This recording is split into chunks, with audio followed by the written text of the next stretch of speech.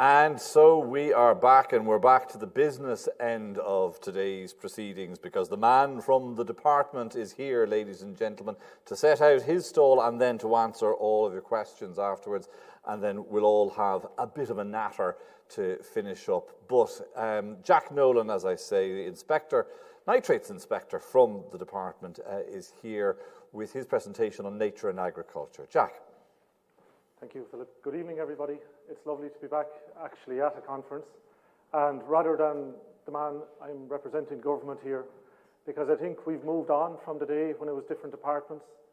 We have excellent collaboration between government departments, agencies, and I think that's the way we're going to cause change in the future, through society working together. There is no them and us, and if there is, we're not going to make any progress. That's the first thing. As regards nature and agriculture in Ireland, agriculture makes up about 2/3 of the land area. So we have about 6.9 million hectares in Ireland. 4.5 million hectares are agricultural land or farmed in one shape or form or another. So obviously anything that farmers do on that land is going to have an impact. I'd ask for your patience as I go through this. Sometimes we jump to decisions or form opinions very quickly about what should and shouldn't be done. Viktor Franklin was a famous psychiatrist, neurologist who lived through the Holocaust. He was actually in Auschwitz and lived through the Holocaust. And he said, to be honest with yourself, you have to ask yourself, would you have made a different choice if you're in the same shoes as the person? So when you look at agriculture, when you look at farming, just take a moment to think. And the same thing for any farmers that are listening.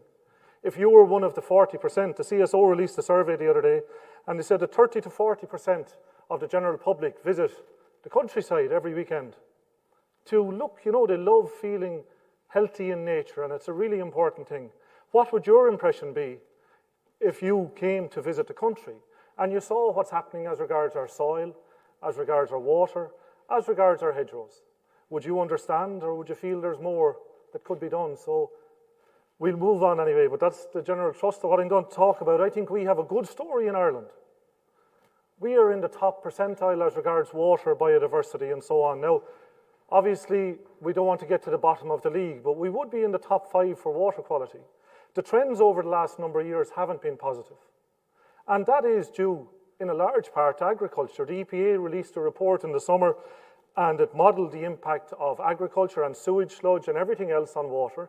And in rural catchments, 85% of the nutrient in water comes from agriculture. But there's an opportunity there, because by 2030, we're aiming under our new agri-food strategy, which is called Food Vision, to reduce that by 50%. And the department, we're down in Moore Park, Teagasc, had 3 open days this year for dairy farmers, and it was showing ways to farmers that you can maintain your profitability and reduce your impact on the environment. So it's more about value and value added and maintaining a viable income for farmers than it is about producing litres of milk or kilos of beef. Like, the new agri-food strategy called Food Vision aims to have a resilient sector, resilient farmers that can make a viable living from agriculture and also be healthy and have decent well-being. It aims for food that's safe, nutritious, respected and trusted. Because to a large part it seems that we're calling into question schemes and programs like Origin Green. People are doubting them and saying we're not delivering as regarding the environment. So what are we doing? It also aims to have an innovative and competitive and resilient sector that resolves to innovation and is competitive. And that's really important. We have Article 17 reports that the NPWS are obliged to produce under the Habitats Directive that show biodiversity in Ireland is not in a good place at the moment. At the same time, we have 680,000 kilometres of hedgerow in a relatively small space that can be improved upon and developed. Over the last 25 years, we have planted thousands of kilometres of hedgerow.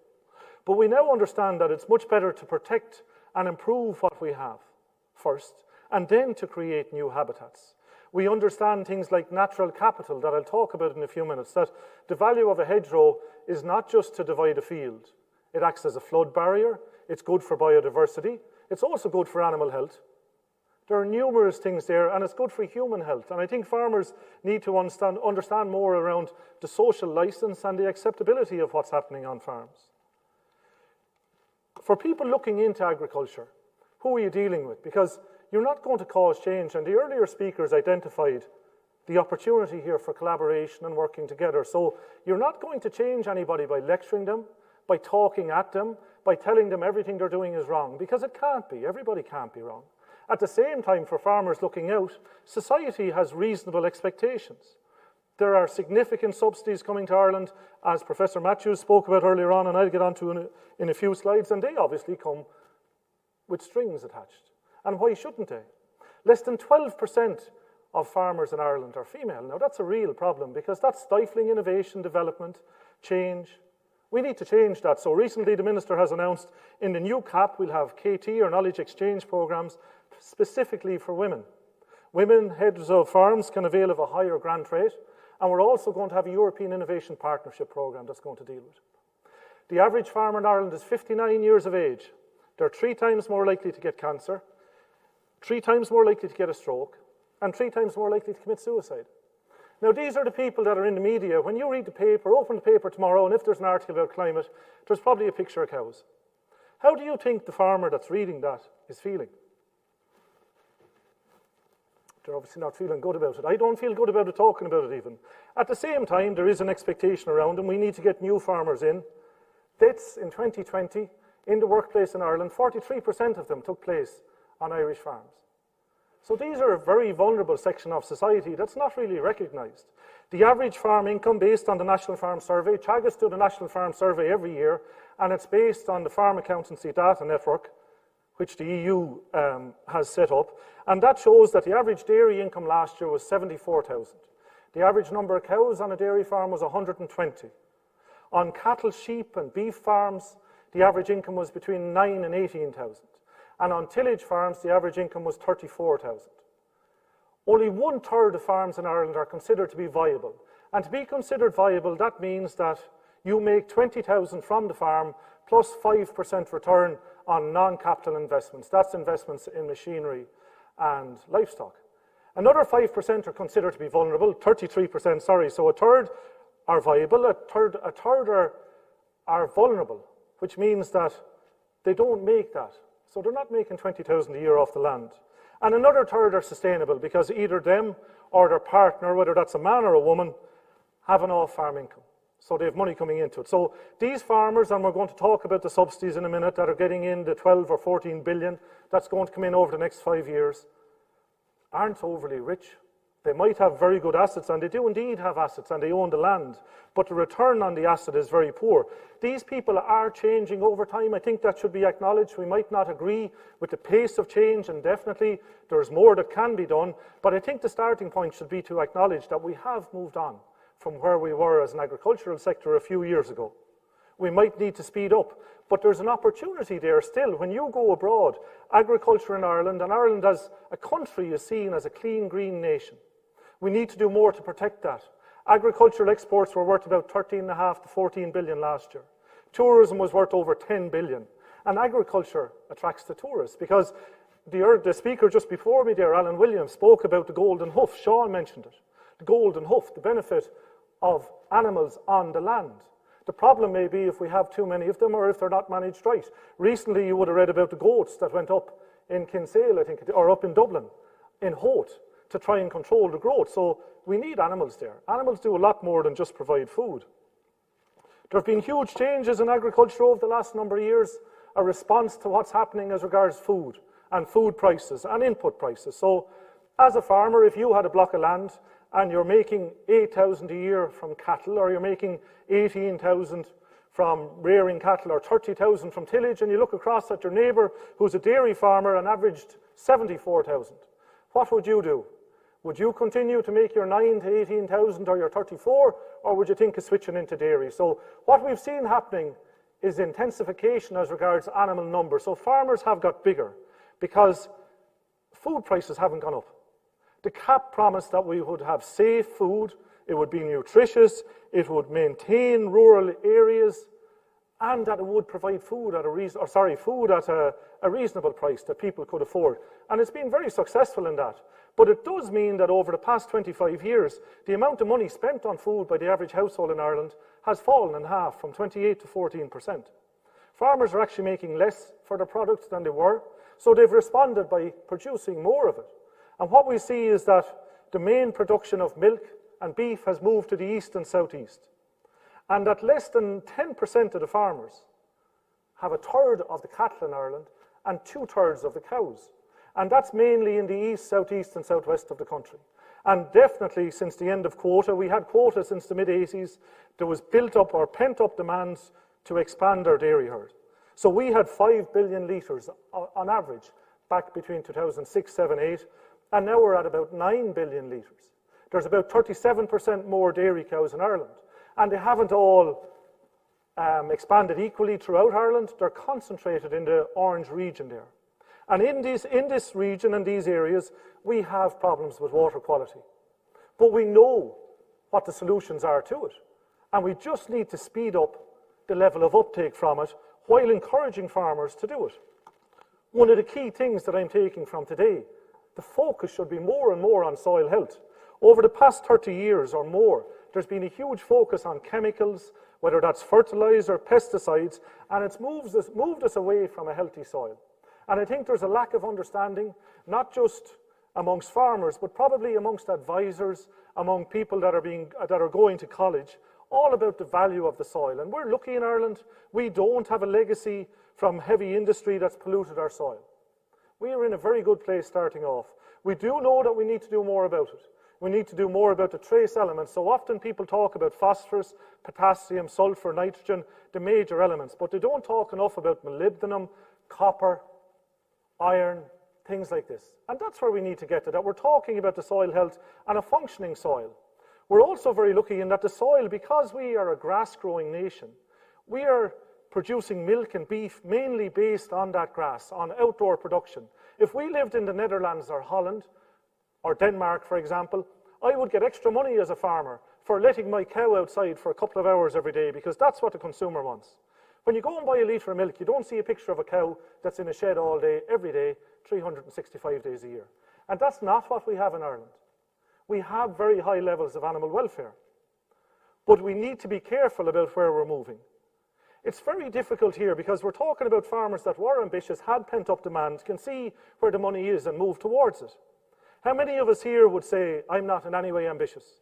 I don't want to be promoted. I don't want to improve my standard of living. And at the same time, farmers need to realise, when is enough enough? So somebody earlier on mentioned about there's only so much the world can take. We need to look at the planetary boundaries. What is nature telling us in Ireland?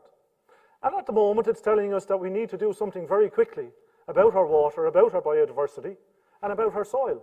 But we're lucky. We have 800 agricultural advisors in Ireland. We're the envy of Europe. So we have a very high level of advisors. There will be money spent in the next CAP improving the technical advice that's coming to farmers, because if I'm coming into a farmer's yard and I'm selling him or her fertilizer, or I'm selling them meal or concentrates, I obviously have a vested interest in the message I'm delivering. So we need to get independent advice there, but we need informed independent advice. At the same time, as a farmer, I presume you'd be kind of tired of the constant talk about we're going to train and inform farmers. What about informing the consumer? For example, I'm going to talk in a minute about food and greenhouse gases. 8 to 10% of greenhouse gases globally come from food waste. Every household in Ireland throws out on average 150 kilos of food each year with a value of €700. Like, who's doing anything about that? If we went outside here tomorrow for a carvery lunch, a lot of us wouldn't be able to finish it because of the size of it. Is there a need for that? Look at the levels of obesity across Europe. 2/3 of people, adults across Europe, are obese, and we're one of the worst. Anyone that's involved in underage sport with children will see that you nearly have to order bigger jerseys than we used to have 20 years ago, because children are getting bigger. They're losing their mobility. So this is not just an agricultural issue. This is a societal issue. Biodiversity is key. Biodiversity is key to everything we do. The Dole declared the biodiversity and the climate crisis. If we can get nature functioning properly and working well, we'll go a long way to sorting out everything else, because we won't have pollinators if we have problems with greenhouse gases. We won't have healthy waters. We can't.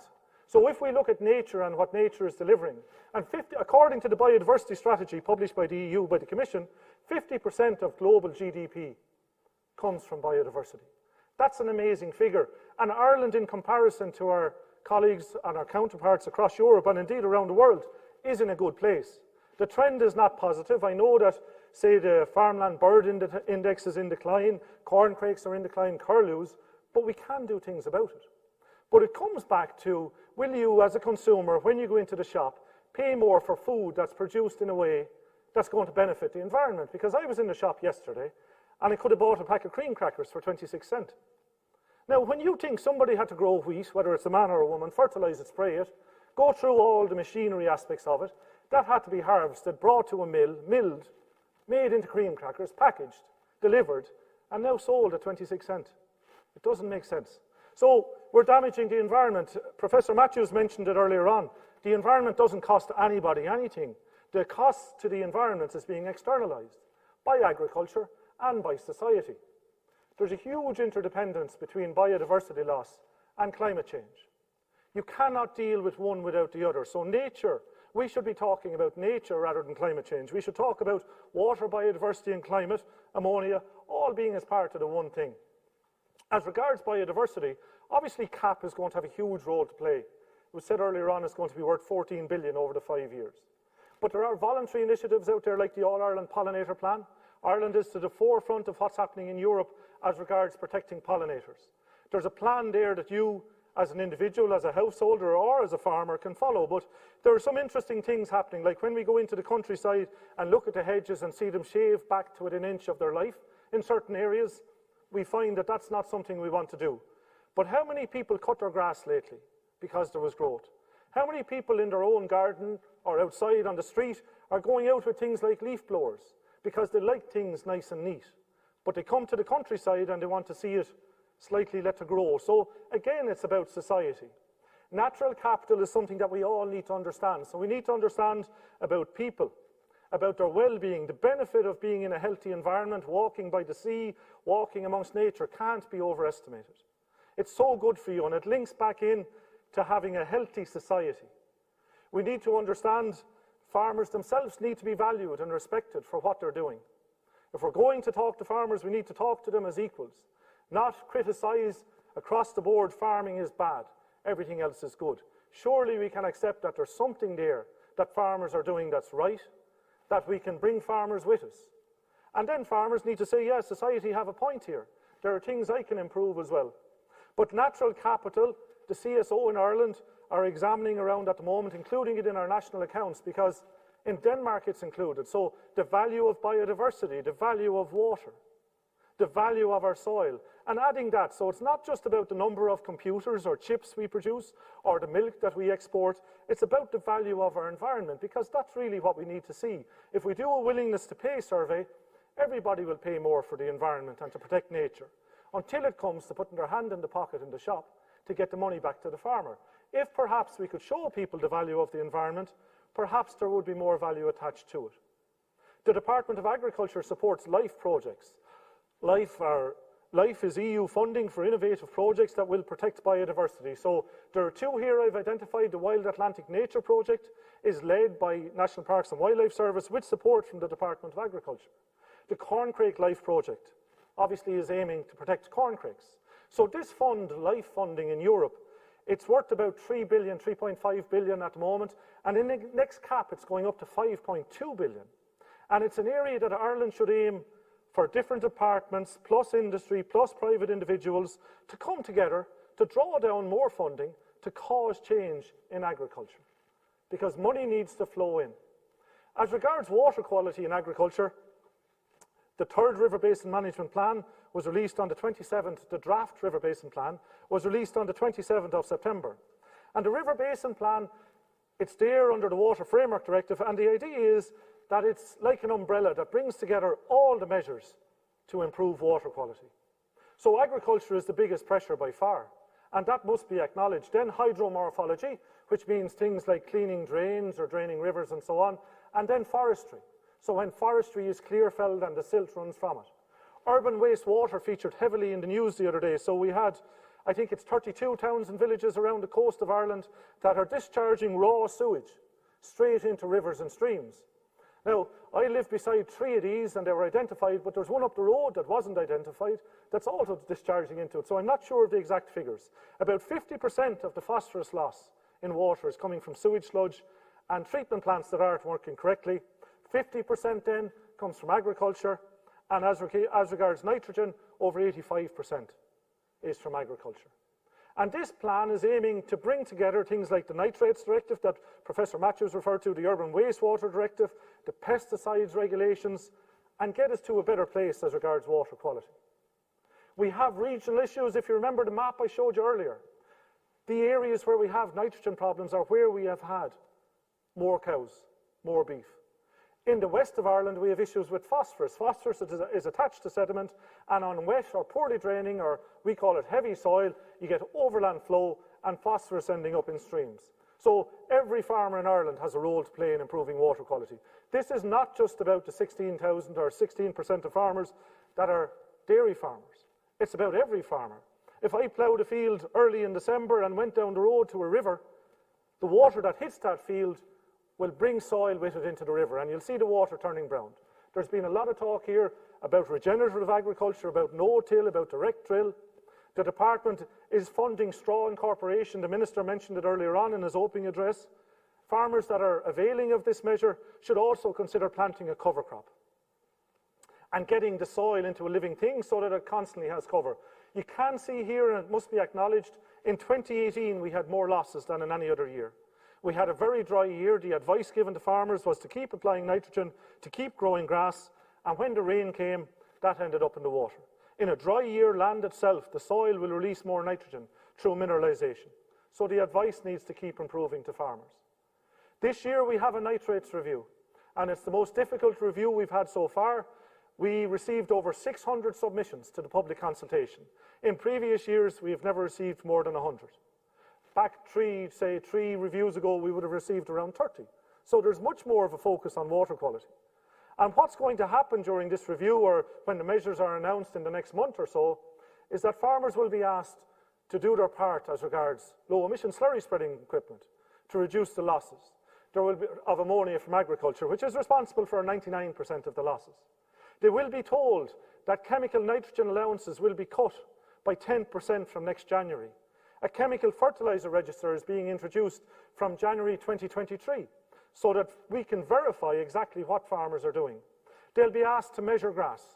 If you don't know what you have, if you don't have data, you can't control what you're doing. Lime spreading will become compulsory, or is compulsory already, for an intensive cohort of farmers, because we know when you apply lime and get the pH right, the soil will function much better and you'll get better value out of your fertilizer. And then, of course, we're back to the famous knowledge transfer, knowledge exchange. Farmers are being brought to courses, and these have been running for the past 2 years, and they're all around the environment and working more efficiently and working better. A measure was also introduced from the All-Ireland Pollinator Plan to show farmers that you can do more on your farm for biodiversity very simply. So this EPA catchment report that I mentioned earlier was published in the summer, and it sets out that about 90,000 tonnes of chemical fertilizer need to be stopped getting into Irish water. And we can do that through the measures that I just mentioned and through others that will be introduced. An interesting thing, if you're focused on dairy all the time, is that the Barrow and the Slaney catchments show that about 30% of the nitrogen is coming from arable land.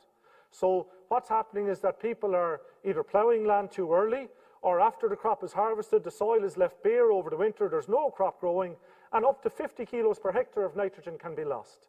So from next year, all cereal arable farmers will be asked to get natural regeneration going in their land within a week or two of harvest, or else to sow a crop, so that the soil won't be left bare. Alan Williams referred to it earlier. There will be a cover on the soil that will help soak up nitrogen and will also improve the soil, the health of the soil. Teagasc were asked to model the measures that are being introduced. So for the first time, the EPA gave a target as regards tonnes of nitrogen. Teagasc were asked to model the proposed measures, and what their modelling is showing is that if every farmer did what was being asked of them, we wouldn't be in this place. But it also shows that we can turn it around very quickly, and that's where the opportunity here lies. Farmers making the change on farm that will save them money, reducing nitrogen, applying it in the right place at the right time. We know that within fields there's difference in soil types, so taking precautions around applying fertilizers, treating the land differently, we can turn this around very quickly. And if we turn it around for water, we'll turn it around for biodiversity. And if we're turning it around for biodiversity and water, we can turn it around for greenhouse gases. The targets for agriculture are a reduction of between 22 and 30%. And they will be achieved. The Climate Action Plan was launched recently, and it sets out some ambitious targets for society. For the average taxpayer, and remember farmers pay tax too, it's going to cost about 80,000 by the time you get an electric car, retrofit your house and so on. Farmers contribute a third, at least a third of greenhouse gases, 99% of ammonia losses. So they have a major role to play here in change. And they can do this. Already we have a third of farmers using low emission equipment, a third of the slurry, not a third of farmers, a third of livestock manure is being applied using low emission equipment. That reduces ammonia losses, means you get more value from it, and means that you can reduce chemical nitrogen. In the recent budget, a pilot scheme was announced to support multi-species grass that were mentioned earlier as one of the ways of dealing with greenhouse gas, because you have clover there to fix the nitrogen, you have plantain and chicory growing that will grow at different rates and depths to perennial ryegrass. You have the introduction of older species like timothy that may grow earlier in the year. So the department and farmers are doing a lot. We can also improve animal breeding, and that happens quickly and it's cumulative. We have reduced crude protein in animal diets, and we will continue to do so. As regards forestry, we all know the situation with forestry at the moment. We're not meeting our targets. We have more knowledge than ever before about planting the right trees, not just the right trees in the right place. There is a project there called Project Woodland, looking at what we can do to deal with the current blockages in the forest system and how we can encourage more farmers and landowners to plant forestry. It was mentioned earlier on, but we want to rejuvenate 80,000 hectares of peatland. Earlier on, I was asked, what are we doing about measuring carbon from soil? Well, recently, the National Agricultural Soil Carbon Observatory was launched. It's a program funded by the Department of Agriculture, and there will be 17, they're called eddy covariance towers, on different soil types around Ireland, in different farming systems, that will monitor the amount of carbon lost from the soils, because what researchers believe is that we are overestimating the amount of carbon being lost from our peat soils. Because a lot of them that were drained, maybe a third to a half of the drains aren't working as well as they were when they were put in. So we might not be losing as much carbon as we think. On the flip side of that, mineral soils that are being farmed intensively might actually be losing more. This will go into the greenhouse gas inventory. The greenhouse gas inventory works on the basis of tiers. So if you don't know, if you don't have research at a national or European level, you have to use a common figure that's used throughout the world. And that's what we're doing at the moment. The more research we get and the more we can publish what's happening in Ireland after peer-reviewed research, we can move to Tier 2 and Tier 3. So we can get emission factors for Ireland. And that's where we want to get to. I think on Wednesday maybe you're going to have Robbie Byrne here from Base Ireland. So they're a group of farmers that are looking at making the soil work better. It's all about reducing pesticides, reducing fungicides, getting the soil healthy and active. And these are farmers that are experimenting for themselves. And again, there's room for every farmer.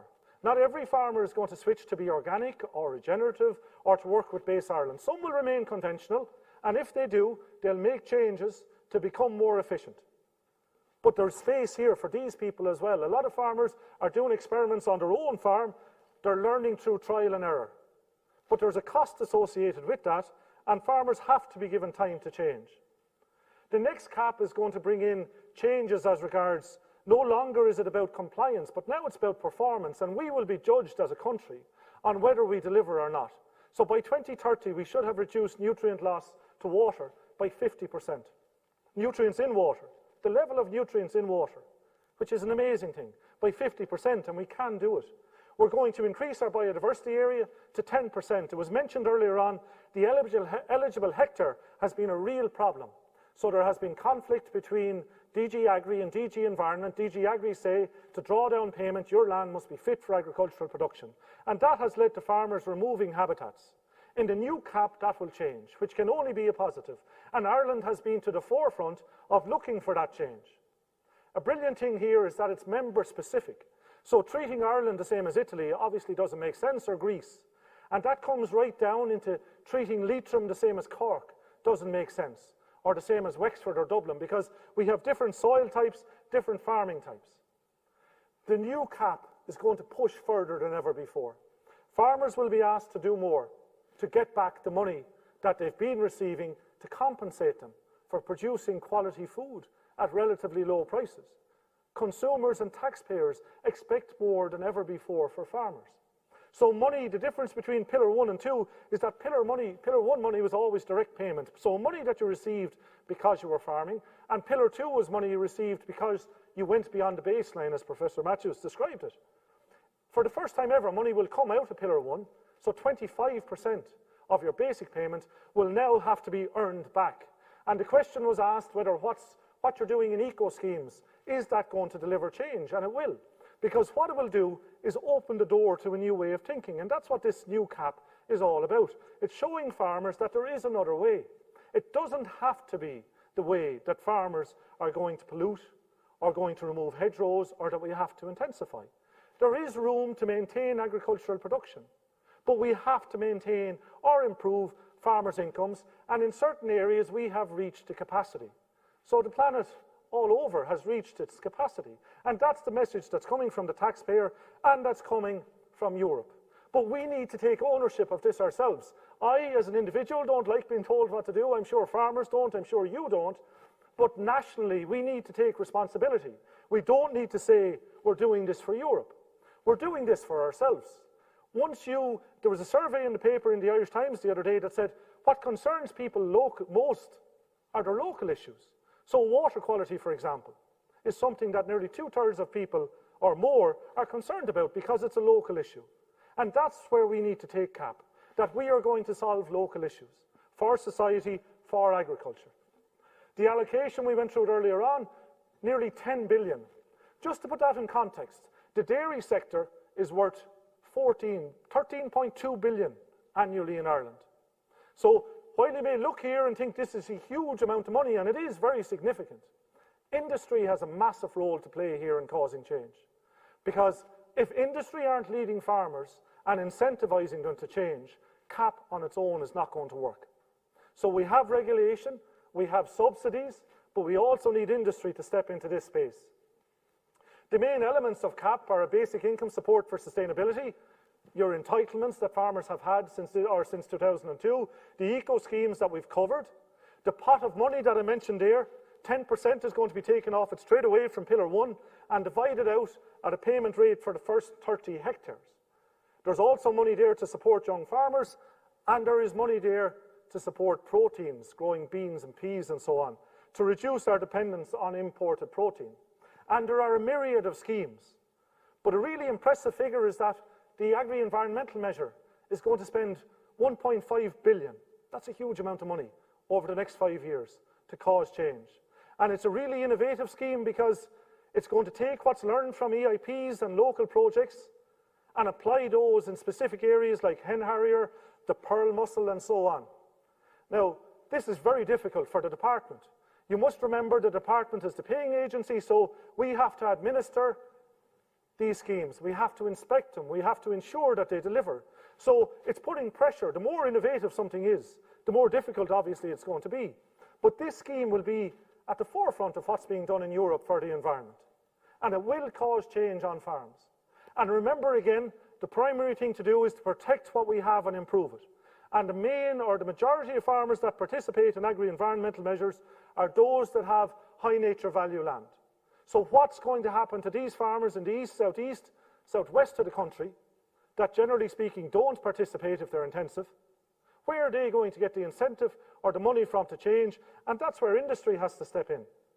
In Holland, if I have above average biodiversity on my farm, I'll get a cheaper loan from Rabobank. In COP26, and someone mentioned earlier on, they were in Glasgow this week, 130 trillion was pledged to causing change for climate. How much of that is going to feed its way back to supporting farmers to change? If I have a house that's more energy efficient than you, I'll get a lower cost loan from the pillar banks in Ireland. Why is no bank supporting farmers to change? This is what society is calling for. So why aren't banks doing what society wants? Or maybe they have a plan and we're going to hear about in the next couple of weeks. Because these are the kind of things that need to happen. I go in, if I supply the main dairy Friesland Campina in Holland, if I have extra biodiversity, I'll get more payment for my litre of milk. There's no such payment in Ireland for my beef, for my milk, for my sheep, for anything else.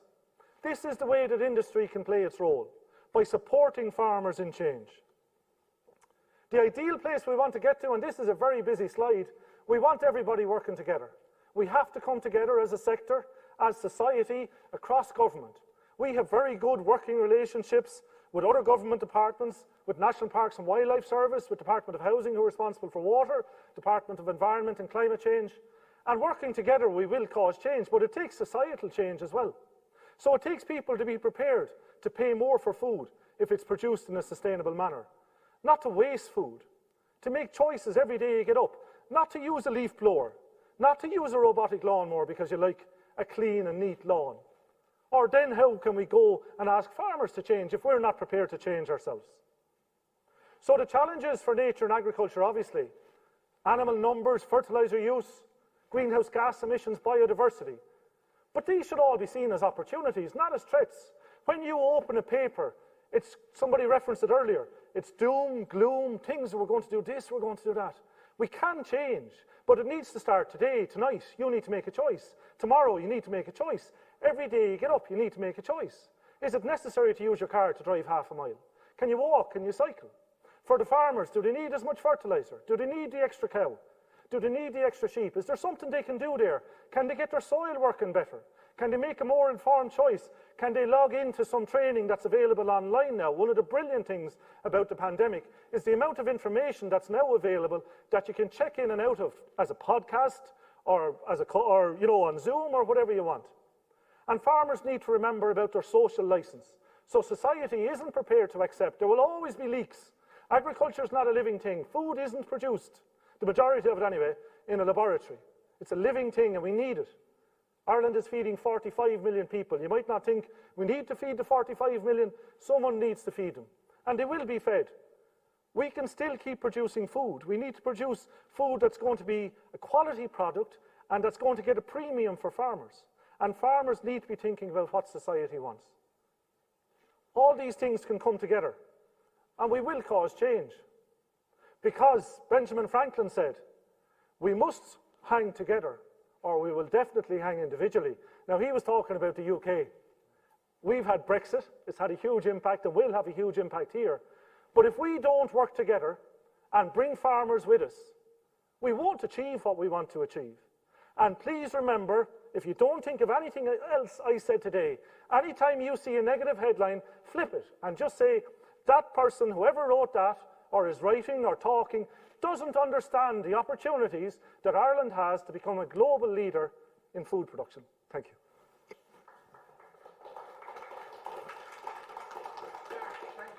Much now, if you'll give us 30 seconds, please, folks. We're going to rearrange the furniture here, bring Jack up onto stage, take your questions, please do. Keep on putting them in on the button on the side of your screen.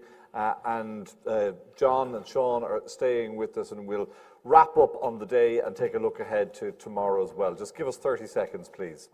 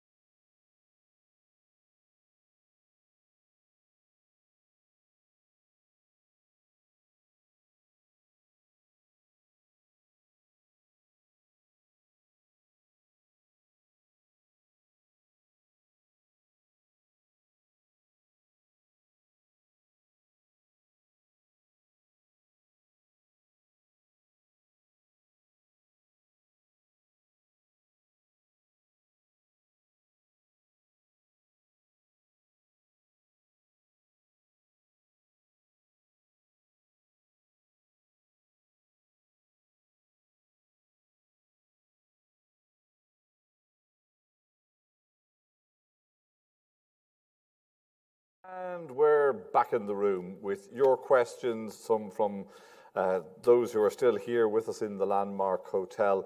And Jack, I'll start off with a few questions of my own, which are going to be informed by what's appearing on the screen coming in from people.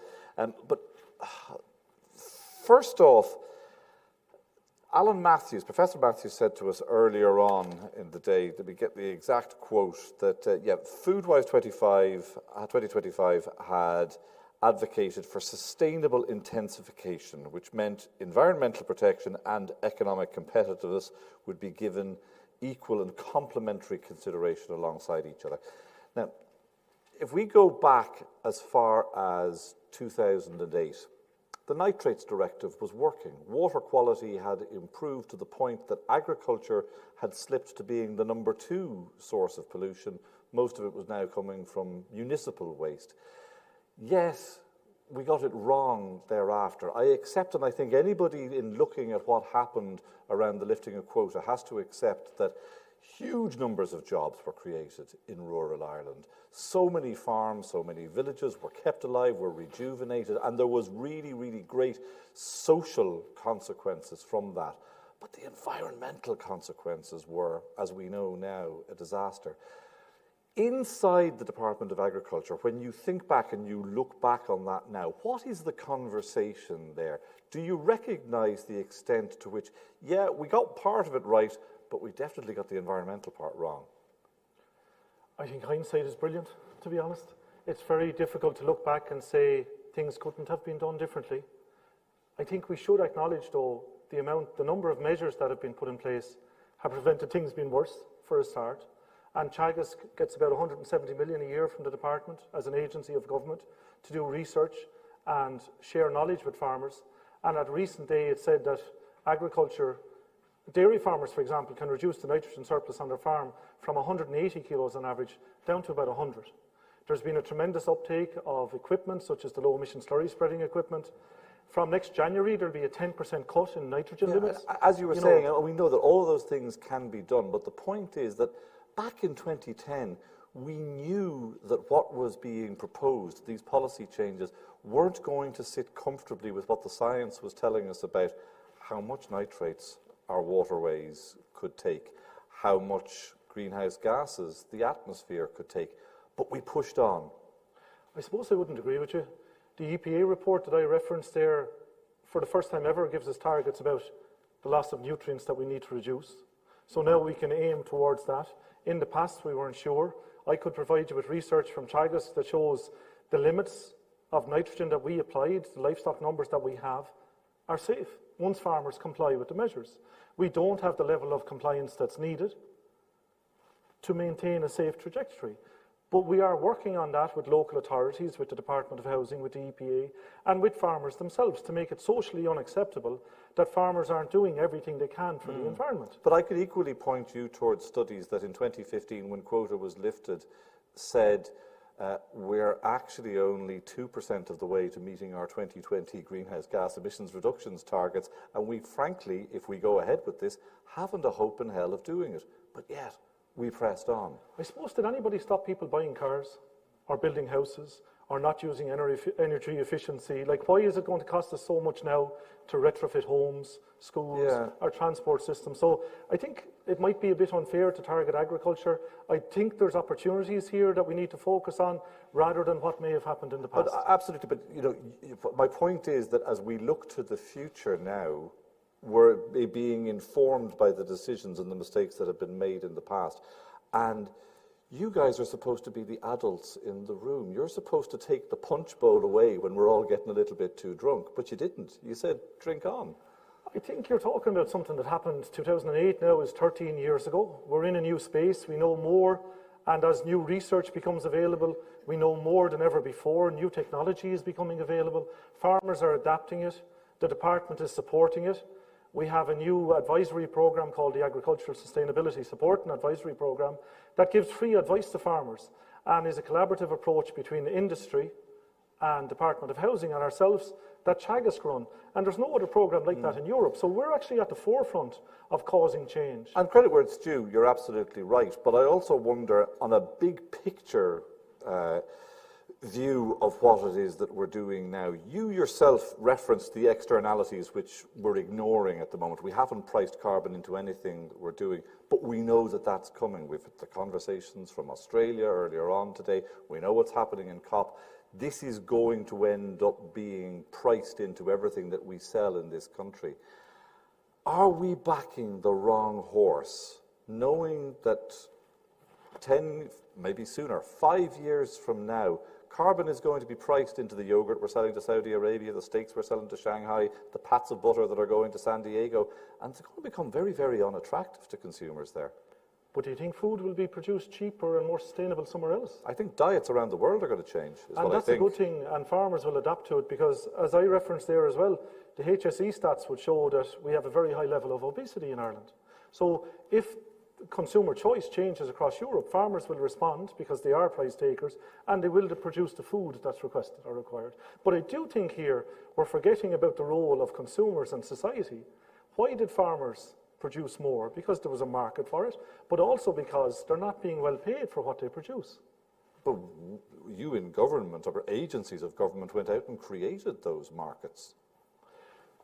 I suppose if you look at it, like, I could bring you back to a study done, a colleague called Adrian Leap in the Joint Research Centre did it in 2010. It's been updated since, but it shows that we would be one of the most carbon efficient producers of milk and beef in the world.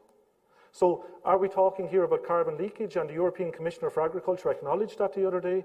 Like, when we talk about intensive agriculture in Ireland, I have never seen intensity like we see in South America or in America or even across Europe. So the terminology that's used here is not a fair reflection of the type of agriculture that we have. Absolutely, and I accept that what you're saying is right within the parameters that you set for the conversation, because 22 to 30% cuts for agriculture is ambitious. But it's not what the science is saying needs to be done. The science says, and you can't argue with the science, you know, it doesn't accept negotiation. It just says, no, sorry, these are the reductions that need to be made, and we're not within an ass's roar of them. But in no shape or form or at any time is the department, or me as a representative of the department, trying to deny science. Everything we do is built on it, but we have been set a target that will be between 22 and 30, as you said. And farmers. And the science says 50. At the moment, this is the target that the government has set, and that's the parameters that we are working within. And farmers will achieve that. They will be supported to achieve it. But they can make change on the farm to get to that. Are we not going to give any credit to new technology that's going to come on stream, perhaps feed additives and so on that will benefit? Are we saying that it's right here now? Like, when we look forward, we're talking about electric cars, retrofitting and so on. Every sector is going to be asked to do more. Those technologies exist. We're taking bets in agriculture on the technologies that don't exist. The head of Moore Park said that we can achieve 18% cuts immediately by doing, over the next few years. If every single farm in the country was able to adopt and implement all of those efficiencies. But I'd ask you, is every single person out there with a car going to go electric? Will we have the charging points for them? So I don't think it's fair to single out agriculture like that. I'm not. But if the Department of Transport was here sitting in front of me, I'd be asking the same kind of questions to them. I think agriculture has a huge role to play, and it is changing. But it takes time. One of the speakers earlier said, just prior to me, Alan Williams, it's a big ship that's turning. And I think while it's being turned, people need to be given time for that. Also, I'd ask people to think about food. Like, if I go into a health food shop now, I'll pay €2 to €3 for soya imported from America, or oat milk or something else, or oat juice, and 2 litres of milk are $1.30. Like, does that stack up on a moral point of view? Okay, let's take some of the audience questions that are coming in, the first of which comes from Rachel Hardiman. Given that the need for nitrates, etc., is redundant after a few years of regenerative practices, why is government not setting a cut-off year for use of polluting inputs? I suppose you're assuming that there's going to be pollution almost in the question. From next year on, we'll be the only member state in Europe to cut nitrogen fertiliser rates below the agronomic recommendations. We're cutting them by 10%. There's a scheme there to support multi-species grassland that the speaker from Australia referenced as being beneficial for the environment. So we're doing everything in our power to show people that there is another way that you can reduce. You can keep reducing the losses from agriculture. But even if we stopped farming tomorrow, there's an agricultural catchments programme that the department funds for the last 14 years. It's run by Teagasc. If we stopped farming tomorrow, there will still be losses from land. Sediment will still flow through waters when we get huge floods. You saw the example there in Mexico of land being flooded. Nature will still cause losses. Will Gabbett would like to know, will the advancements in technology, specifically drones, will there be better policing of spreading waste outside of the window in a waterlogged field? Because the satellite sees almost everything now, doesn't it? It does. I suppose the problem here is that we're referring to it as waste. That's the starting point. It's a valuable nutrient. So farmers should see it as a valuable nutrient. If it's been spread in November, December, it's been treated as a waste and dumped. We are in conversation with the Department of Housing and the local authorities about improving inspections. The department does all the inspections it's required to do and does them very well, because we're audited by the EU. There are about 8 different teams of auditors that come in to check exactly what the department is doing. On a national level, we definitely need to improve compliance, and it's something we're working on. Okay. Ita Kenny would like to know, Jack, are there any plans to assist farmers dealing with invasive plant species on their lands? There's a European Innovation Partnership, as far as I know, dealing with rhododendron, and I'm sure the learnings from that are going to feed into the next CAP. Japanese knotweed, that doesn't It's Japanese knotweed, I think it's dealing with. Rather than rhododendron, yeah, okay. Sean O'Farrell, Jack, would you agree that cheap food policy has had a direct and indirect negative impact on nature? By God, there's a big question now. But sure it has, hasn't it? Like, how could we argue otherwise? I mean, if farmers are producing more, and it's not cheap food, I suppose, it was set out to produce, I think we don't know, we're coming from a different space altogether. It's like your earlier question about 2008, we were in a different place that time. CAP was formed with the memory of the Second World War still there, with food shortages still there, and people wanted to ensure a quality food would be there, but also a constant supply of it. But there has definitely been an impact on nature. Denise Boothman asks you, in Ireland, why would a farmer sequester more carbon in his or her soil if he is not given the carbon credits for it in order to diversify I suppose income? a quick answer there would be because if you have to pay for the ones that you're not sequestering, that's it. You know, if you're going to get paid on one hand to sequester, is it unfair then to say that if I'm releasing carbon, I should have to pay? No. I often think that the best analogy here is, why would you pay me for not burning my furniture? Exactly, but isn't that what we do? We're paying people to move to electric cars. There's grant aid there. We're paying people to retrofit their houses. I agree with you. Aideen asks, would you agree on educating consumers on impact of choices? Oh, sorry, she agrees with you on that. Equally, what are the department's plans to retrain their inspectors and Teagasc? I suppose we all need to keep learning, including myself in that, and I'm an inspector in the department. There's 2 million set aside in the next CAP for continuous professional development of advisors. Okay. Let's broaden the conversation out a little bit here. Going back, John, to John Geraghty, lecturer in land management in Waterford Institute of Technology. Going back to what Professor Alan Matthews was saying earlier on today in his summary, his brilliant overview of CAP, were you heartened by the amount of attention that was being paid to land use change and what can be achieved environmentally through that, and that we weren't concentrating solely on efficiencies and destocking? Yes, but I think we probably could do more. Jack referenced it a number of times that everybody can improve, and I think in LUCF there are probably areas that could be included to deliver greater impact. I'm thinking about movement towards conservation agriculture systems.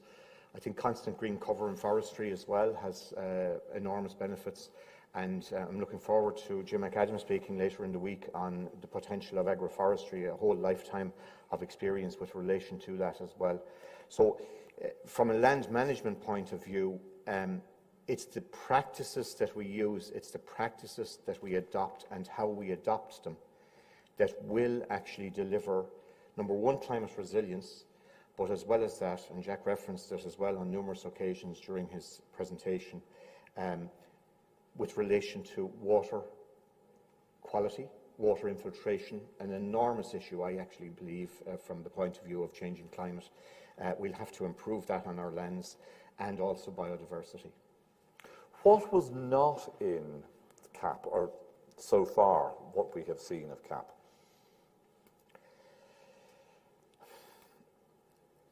We talk about sustainable agriculture a lot in terms of what we're doing both in Europe and in the Irish context, and the question is, what do we want to sustain? I mean, we've got a profile there, Jack mentioned it, it's from the National Farm Survey. A third of our farmers are viable, a third are vulnerable, and then a third are sustainable. The question is that what we want to sustain? Do we want to sustain a situation where, if you're a dry stock farmer in this country, in excess of 100% of your annual income is going to be derived from direct payments, you know? So I really think that we need to refocus. I think we need to bring the consumer and farmers closer together, and the initiative has to come from both sides. And I think government, I'm not just talking about the Department of Agriculture, but a lot of different agencies in all member states have a significant contribution to make in that regard. I was looking at a proposal there, we're here as an organic farming conference, but there was a proposal in Denmark, it's actually been enacted now, that a gradual increased percentage of organic food is going to be included in, for example, public institution eateries, okay? So rather than give a subsidy to farmers, what's actually happening at public service level guaranteed market. You're creating the market, you're creating the environment, you're creating the atmosphere, that this is an acceptable inclusion to have across all things. I mean, they're doing it in prisons, they're doing it in civil service, in education facilities, in hospitals. So I think that's going to provide a lot of incentive for people to farm in a more environmentally sensitive way and a more sustainable way, without necessarily giving them a subsidy and telling them to do it. Sean, back to CAP, if we can, please. In the context of where we find ourselves now, was there enough big, blue, clear sky thinking for you? Did you see anything in there that made you think, yeah, we're getting serious about this? Yes and no. I think, cynically, I thought it was very much, when you break down the facts and figures, it's almost a continuation of the same, although there is a few bright lights. I think the stuff that is going to be bred from the regional areas is probably quite interesting, as in it's not going to be somebody with, I think that they're going to have, is it 8 networks or something, that there's going to be 8 regional areas that's going to be very much a localized development idea. And I think that has huge potential, that a local area can develop a strategy for agriculture. My only criticism of it, if I'm reading it right, Jack might correct me here, is in maybe some of the intensive good land areas, it's not going to be in these areas, more in the regional areas. And I think maybe it needs to be there is one thing. But before I continue on, I think one of the big problems you have in Ireland, and particularly is with the dairy sector, is we talk about this green image, but there's major issues with it in the sense is, if our dairy production is so environmentally friendly, why do we need nitrates derogations all over the place? That's one thing. But secondly is, we don't sell to a high-quality food market. Ours is a commodity-based product that the dairy sector feeds into. I was at a conference about 5 or 6 years ago in Moore Park, I think it was definitely in Cork anyway, and there was a really interesting speaker came on, and it was all about, because all dairying goes into basically cheese first, and it fits into whey powder or whatever. But his opening comment, what I always thought was easier, he says, at the moment in Ireland, cheese is a waste product of the cheese industry, because they were literally dumping that cheese because they were making their money from different products. But it goes into this cyclical 5 or 7 year rotation where price goes up and price goes down. And the whole dairy sector is bound by that. So that is not, for want of a better word, a sustainable long-term plan, because it's a cheap product. It's going into that cheap area where there's probably much more added value benefits. And same question to you that I asked Jack earlier on then. Are you confident that we're backing a sustainable horse in continuing down the line with dairy and beef in the way that we are now, and that once the externalities are priced into those dairy and those beef products, that market is still going to exist in the same way that it does now? No, I don't think it is, but I think back to Jack's point is very well made, is that the consumer is going to drive this. I think the consumer is driving this. If you look at the large co-op... Who is a very price-sensitive individual.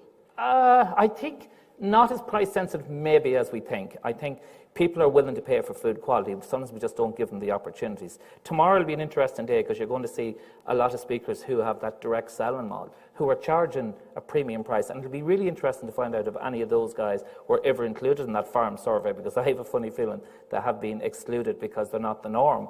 But you'll find, we had this discussion actually at the Burren Wintridge 2 weeks ago, the guys that have the short supply chain, that kind of almost directly interact with their customer base, are charging a price that the consumer is willing to pay for, but it's also a profitable price for them. So, you know, maybe we're lulled into this whole commodity market thing. Okay, John, what are your thoughts on that in continuing to concentrate our efforts on this export market? Is it going to be there in 5 to 10 years' time? Is somebody in a restaurant in Shanghai going to be happy to pay 100 quid for an Irish steak?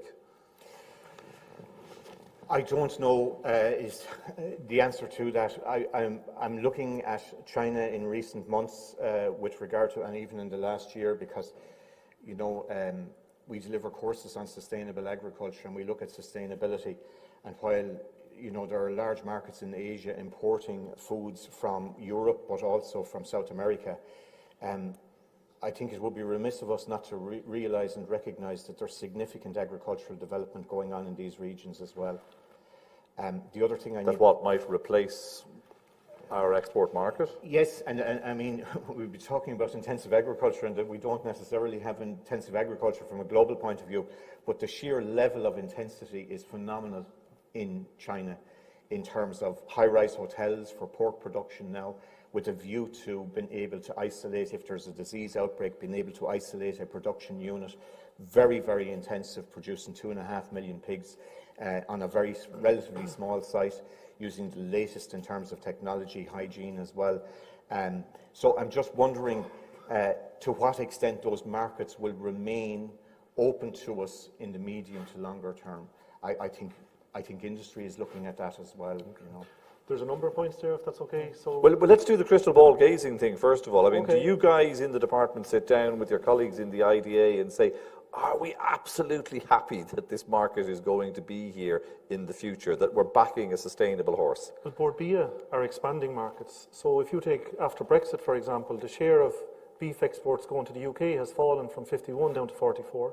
It's still a substantial But was market. that not about reorientation away from We're finding new the UK? markets. The department are finding, Board Bia are finding new markets. I think if you look at, say, grass-fed, for example, you have Dairy Gold and Glanbia have grass-fed products in the UK, because the consumer sees there's a difference in the taste of milk and butter coming from grass-fed animals that are outside and being treated well, compared to the high-rise hotels that John is talking about. There's absolutely no question about the superiority of the product. I mean, when Irish farmers do it well, they really, really do it well. No question about it.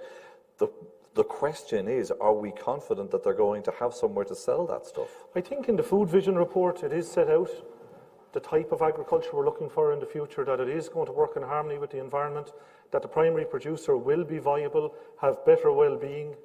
You know, so there is understanding there that there's pressure coming on the markets from the consumer, and that they will be more discerning in the future, and that we will have to meet. Like, you have to remember, we can only sell what the consumer wants, and we're constantly evolving towards that.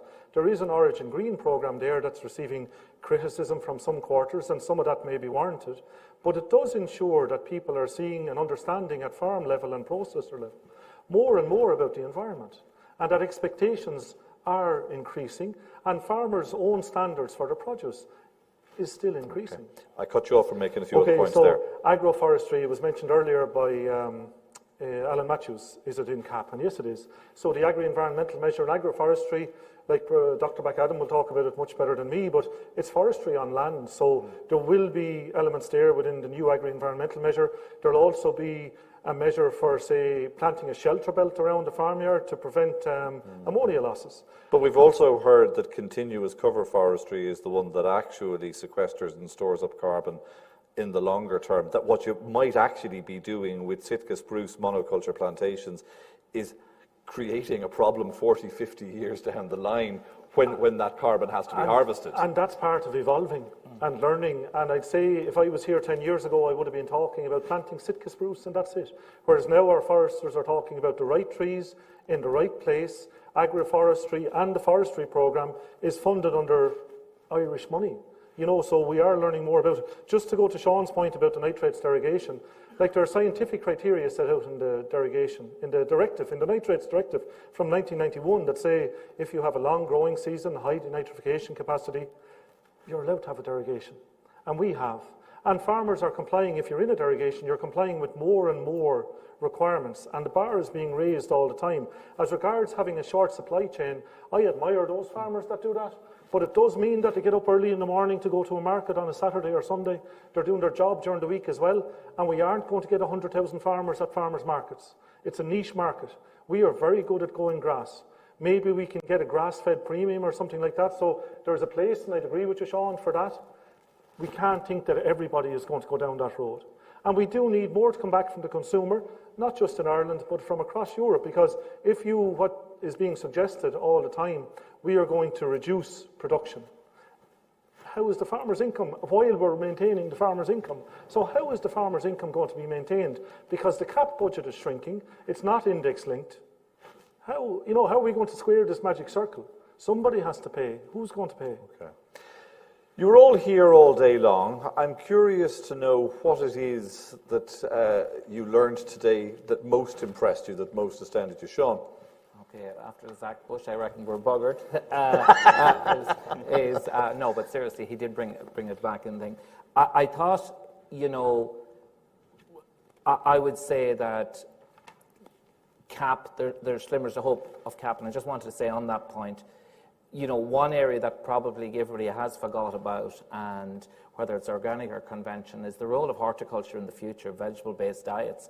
Whether we like it or not doesn't terribly matter. The consumer has decided that they're going to reduce their meat and dairy anyway, and I don't significantly less than is actually, you might have the impression if you were just to go on what is in the media. I saw some very interesting EPA/Board BIA research which put plant-based diets actually very much down at the lower end of where people were going with their eating habits. But particularly in Ireland, I think, where we're maybe a little bit closer to agricultural production. But I think you're starting to see those trends start to come in.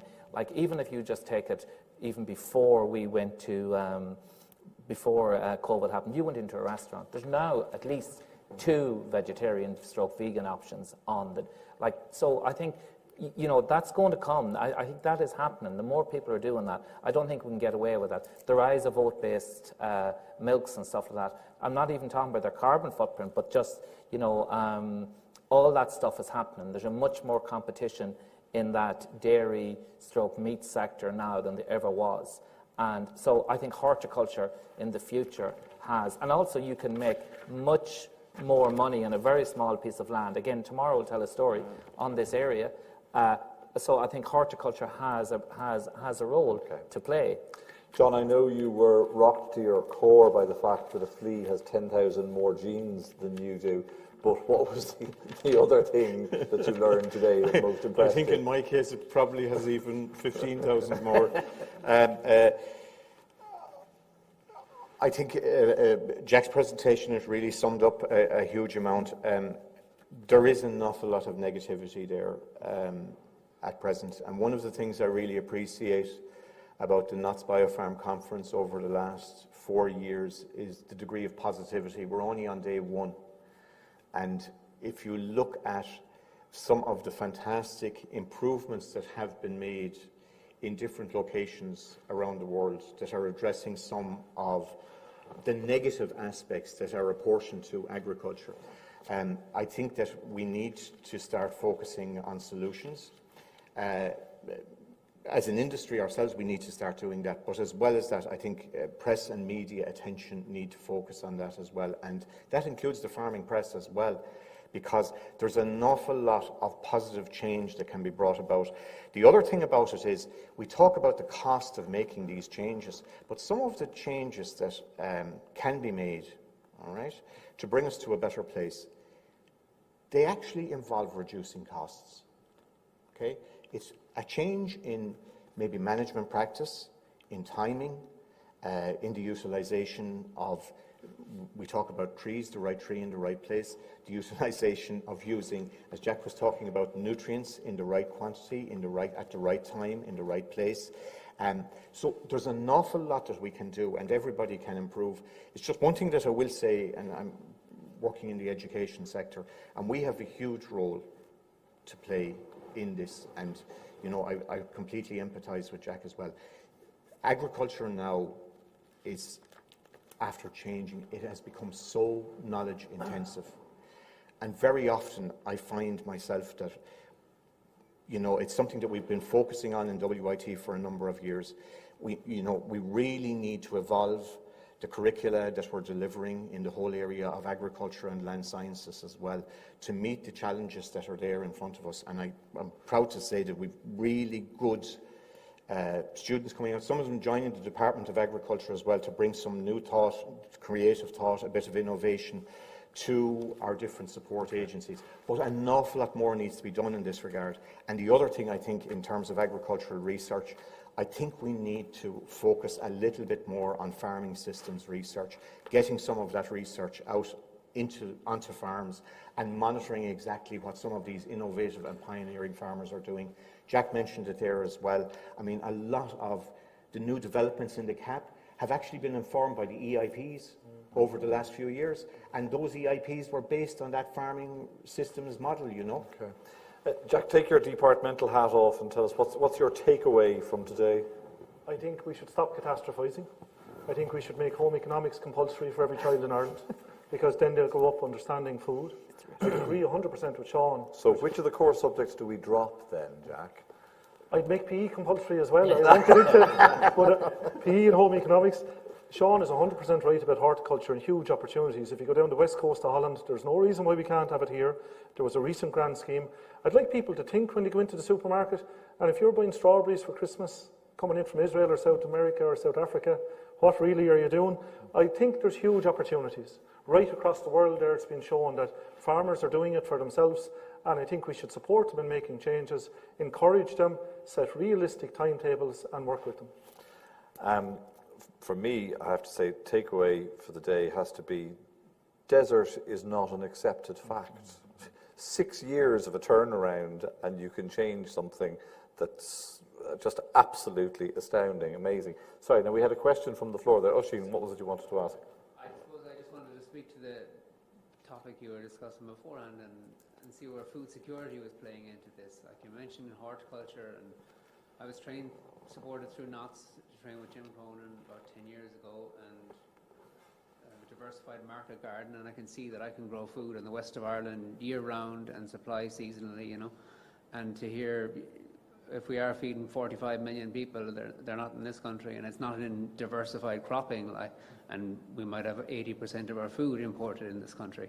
Things like pandemics or oil shortages or anything like that leave us very vulnerable. And with an island nation, with 1 million dead from famine, and famous throughout history, you know, are we going to learn from the mistakes of our past? Is that something you want to speak to, Jack? I'd agree. We need to diversify. We need to work on new markets. Like if you go down to Moore Park, to the Food Technology Hub, they're constantly looking at new ways. Somebody mentioned about cheese. You're 100% right about horticulture and the opportunities that are there. I really agree. But it needs to come from the consumer as well. And it takes time. Like it was said earlier, the agricultural industry is a big ship to change. We're good at what we do, believe it or not. And it takes time to show people there is another way. And that's what we're trying to do. Sean, before we wrap up, I want to get you to cast forward to tomorrow, if you can, please, and tell us what we have to look forward to. Yeah, tomorrow is, I suppose, it's a focus on maybe, and it's not right to say smaller farms, but farms that are probably doing something slightly different. A really interesting one is Hannah Quinn Mulligan, and she coins her thing, the Heifer McCabe, and it's the importance of women in farming. And actually, I think it was Jack that mentioned it earlier today, the role of women in that, and she's on a mission. So, and we should say, for the sake of clarity, Hannah Quinn Mulligan came up with the phrase, yes, the Heifer McCabe, yes, not you. Yes, absolutely. Then we have a really interesting short discussion, Dr. Emma Nyalumi from Uganda. Unfortunately, we had a problem with her during the week. Somebody had an accident outside our house and burned to death outside our house. Oh my so God. we were struggling, but we've taken lots, which incredibly inspiring woman from Uganda. Jim Cronin, who many of us will know, and he's looking at, and tomorrow's going to be as much about making money from farming as anything else. And then Clive Bright on holistic grazing, which will be similar to what Alan Williams spoke about, and Cathal Mooney, another inspirational guy from Donegal, on how you can maximise income. And then Jack will be aware of Tallaght Bio they're doing on their EIP. And then probably my favourite presentation is going to be Dr. Jim McAdam, who's in the audience here with us today. I had the pleasure of filming this part of his presentation with them in Loughgall, and just for somebody that was interested in agroforestry for the last 30 years, to actually see it in full flow is just absolutely inspiring. And I think everybody in Ireland that is thinking of farming should consider a bit of agroforestry. My thanks to you, Sean, for inviting me here. My thanks, Jack, and to John as well, and to everybody here and everybody watching from home. Thank you very much for your input. It has been, well, as they say, any day that is a learning day is a good day, and by that standard, today personally has been a good day. I hope it has been for you too. Please do join us from tomorrow afternoon when, is it Mancon is hosting? Yes. Tomorrow? Mancon McGann will be in this chair. Until then, thank you very much for listening in. Good night. Enjoy the rest of your evening.